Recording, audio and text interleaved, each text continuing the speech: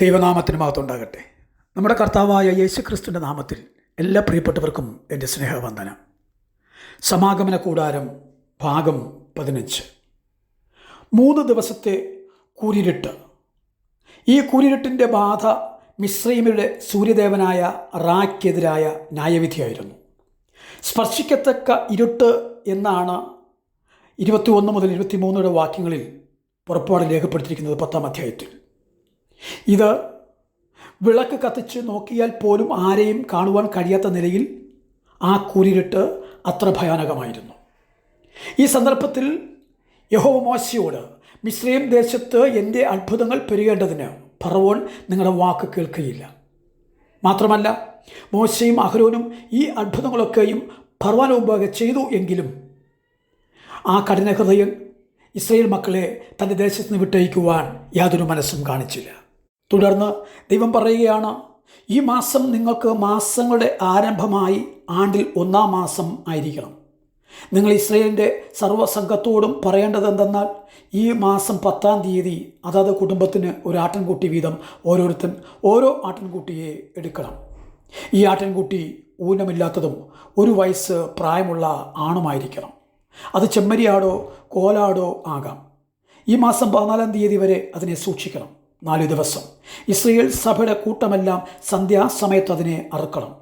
അതിൻ്റെ രക്തം കുറെയെടുത്ത് തങ്ങൾ അതിനെ തിന്നുന്ന വീടുകളുടെ വാതിലിൻ്റെ കട്ടളക്കാൽ 2-ന്മേലും കുറുമ്പടിമേലും പുരട്ടണം. അന്ന് രാത്രി അവർ തീയിൽ ചുട്ടതായ ആ മാംസവും പുളിപ്പില്ലാത്ത അപ്പവും തിന്നണം. കയ്പിച്ചീരോട് കൂടെ വേണം അത് തിന്നുവാൻ. അരകെട്ടിയും കാലിന് ചെരിപ്പിട്ടും കയ്യിൽ വടി പിടിച്ചുകൊണ്ട് നിങ്ങൾ തിന്നണം. തിടുക്കത്തോടെ വേണം തിന്നുവാൻ. അത് യഹോവയുടെ പെസഹയാകുന്നു. ഈ രാത്രിയിൽ ഞാൻ മിസ്രയീം ദേശത്തു കൂടി കടന്ന് മിസ്രയീം ദേശത്തുള്ള മനുഷ്യൻ്റെയും മൃഗത്തിൻ്റെയും കടിഞ്ഞൂലിനെയൊക്കെയും സംഹരിക്കും. മിസ്രയീമിലെ സകല ദേവന്മാരിലും ഞാൻ ന്യായവിധി നടത്തും. ഞാൻ യഹോവയാകുന്നു.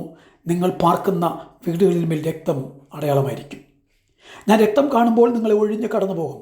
ഞാൻ മിസ്രയീം ദേശത്ത് ബാധിക്കുന്ന ബാധ നിങ്ങൾക്ക് നാശഹേതുവായി തീരുകയില്ല. ഈ ദിവസം നിങ്ങൾക്ക് ഒരു ഓർമ്മ നാളായിരിക്കണം. നിങ്ങൾ അത് യഹോവയ്ക്ക് ഉത്സവമായി ആചരിക്കണം. തലമുറയായും നിത്യനിയമമായും നിങ്ങളത് ആചരിക്കണം. 7 ദിവസം നിങ്ങൾ പുളിപ്പില്ലാത്ത അപ്പം തിന്നണം. പെസഹയോടുള്ള ബന്ധത്തിൽ ദൈവം നൽകിയ പ്രധാനമായ ഒരു കൽപ്പനയാണിത്. 7 എന്നത് പൂർണ്ണതയെ കാണിക്കുന്നു. 7 ദിവസം എന്ന് പറയുന്നത് എല്ലാ ദിവസങ്ങളെയും ഉദ്ദേശിച്ചുകൊണ്ടാണ്. അതായത് ജീവിതകാലം മുഴുവൻ പുളിപ്പിൻ്റെ ദൃഷ്ടാന്തമായ തിന്മയിൽ നിന്നും ദൈവജനം ഒഴിഞ്ഞിരിക്കണം എന്ന് സാരം. മിസ്രൈമിലുണ്ടായ 9 ബാധകളിലും ഇസ്രായേൽ മക്കൾ സുരക്ഷിതരായിരുന്നു. അതിനുവേണ്ടി അവർക്ക് യാതൊന്നും ചെയ്യേണ്ടിയിരുന്നില്ല. എന്നാൽ ഈ അന്തിമബാധയിൽ നിന്നും രക്ഷ പ്രാപിക്കുന്നതിനായി അവർ ദൈവത്തിൻ്റെ കൽപ്പന പെസഹ അനുസരിക്കേണ്ടിയിരുന്നു. വീണ്ടെടുപ്പിൽ വിശ്വാസവും അനുസരണവും അടങ്ങിയിരിക്കുന്നു. രക്തം കാണുമ്പോൾ സംഹാരദൂതൻ ആ ഭവനത്തെ വിട്ട് കടന്നുപോകും. നോക്കൂ, കടന്നുപോക്ക്, പാസ് ഓവർ എന്നാണ് പെസഹ എന്ന വാക്കിൻ്റെ അർത്ഥം തന്നെ. തുടർന്ന് പറയുകയാണ്, ഈ ദിവസത്തിൽ തന്നെയാകുന്നു ഞാൻ നിങ്ങളുടെ ഗണങ്ങളെ മിസ്രയീം ദേശത്ത് നിന്ന് പുറപ്പെടുവിച്ചിരിക്കുന്നത്. അതുകൊണ്ട് ഈ ദിവസം തലമുറയായും നിത്യനിയമമായും നിങ്ങൾ ആചരിക്കണം. 1-ാം മാസം 14-ാം തീയതി വൈകുന്നേരം മുതൽ ആ മാസം 21-ാം തീയതി വൈകുന്നേരം വരെ നിങ്ങൾ പുളിപ്പില്ലാത്ത അപ്പം തിന്നണം. പുളിച്ചത് യാതൊന്നും നിങ്ങൾ തിന്നരുത്. നിങ്ങളുടെ വാസസ്ഥലങ്ങളിലെല്ലാം പുളിപ്പില്ലാത്ത അപ്പം തിന്നണം. നോക്കൂ, ഈ കാര്യം നീയും പുത്രന്മാരും ഒരു നിത്യനിയമമായി ആചരിക്കണം. യഹോവ അരുളി ചെയ്തതുപോലെ നിങ്ങൾക്ക് തരുവാനിരിക്കുന്ന ദേശത്ത് നിങ്ങളെത്തിയ ശേഷം നിങ്ങൾ ഈ കർമ്മം ആചരിക്കണം. ഈ കർമ്മം എന്തെന്ന് നിങ്ങളുടെ മക്കൾ നിങ്ങളോട് ചോദിക്കുമ്പോൾ, മിസ്രയീമിനെ ദണ്ഡിപ്പിക്കയിൽ മിസ്രയീമിലിരുന്ന ഇസ്രായേൽ മക്കളുടെ വീടുകളെ ഒഴിഞ്ഞ് കടന്ന് നമ്മുടെ വീടുകളെ രക്ഷിച്ച യഹോവയുടെ പെസഹായാഗം ആകുന്നു ഇത് എന്ന് നിങ്ങൾ പറയണം. അപ്പോൾ ജനം കുമ്പിട്ട് ഇവിടെ നമസ്കരിച്ചു. ഇസ്രായേൽ മക്കൾ പോയി അങ്ങനെ ചെയ്തു. യഹോവ മോശയോടും അഹരോനും കൽപ്പിച്ചതുപോലെ തന്നെ അവർ ചെയ്തു.